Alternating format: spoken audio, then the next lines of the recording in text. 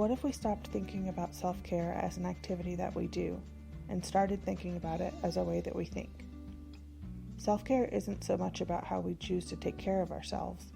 It's more about what we're thinking while we do it. Have you ever tried to relax or do something fun when there was something else you felt like you should be doing?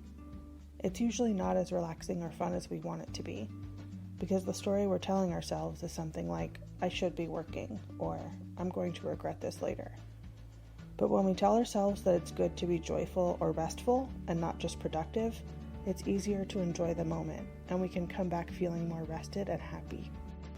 Self-care doesn't just give us a break from the stressful or tiring parts of our life. It helps us build resilience by reminding ourselves of the ways we feel capable, confident, and in control of our lives. Self-care keeps us from feeling helpless because it changes the story from, I don't know what to do, to, I know what I can do. Doing even small things for ourselves reminds us that we have options, skills, and tools that we can use when we're feeling overwhelmed and in need of help, and that we're not as stuck or burned out as we feel. Sometimes when we're really overwhelmed, success looks like meeting our basic needs, like taking a shower or doing the dishes or preparing a meal. But our self-care shouldn't stop there. We should try to treat ourselves like we would treat our partner or best friend or child. We don't want them to have the bare minimum of what they need. We want them to feel loved and cared for. We all need and deserve comfort and joy, not just when we have time for it, but especially when we feel like we don't have time for it.